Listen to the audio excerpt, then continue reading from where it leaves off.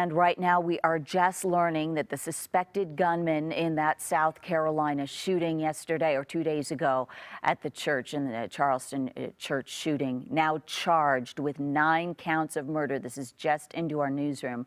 The community is still in shock after a gunman opened fire at the Bible study inside a church. The suspect, Dylan Roof, is expected in court today about 2 o'clock to start to answer for some of these charges. And when something like this happens, we all wonder what is going on in the killer's mind? What leads to a tragedy like this? And Dr. John Nicoletti is an expert in police psychology and workplace school violence, as well as prevention. And Dr. Nicoletti, thank you for coming in to talk to us today. Thank you. We discussed a little bit during the break. All of us are thinking, gosh, what happens to someone? And it's not about, as you mentioned, it's not about mental illness necessarily. Right. It's about a grudge. Yeah, I mean, if you look at what we call the development of what we call an avenger, you see certain phases they go through, and the first one's always a perceived injustice.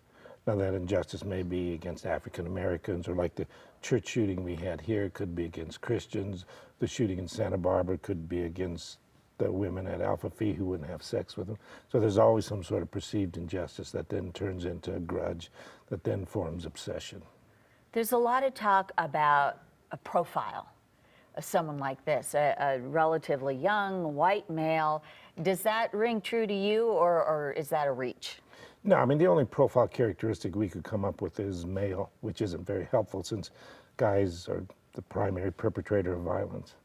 Okay. Is this something, is it something new in our community? That's another thing we're hearing about. How can we stop this? But is it something new? No, it's always gone on. I think, as we do what's called the algorithm, track the statistics, it seems to be increasing every year. What can we do? Is there anything we can do to stop this from happening again? Well, we're stopping it all the time. You just don't hear about the success cases. School districts in Colorado are great because of the things we've had happen, and they stop a lot of them. But they don't make the news. You don't talk about those because they don't report them. And that's where you step in. You specialize in prevention. Yes. And what are some of the steps you take? Well, there's several things we look at.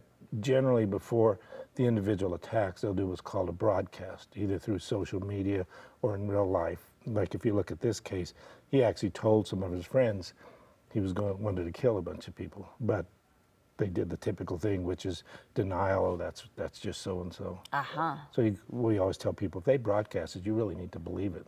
Be on alert. That's great to know. Thank you, Doctor. It's good to see you. Thank you for talking to us about your experience today. Kirk? Former NBC Nightly News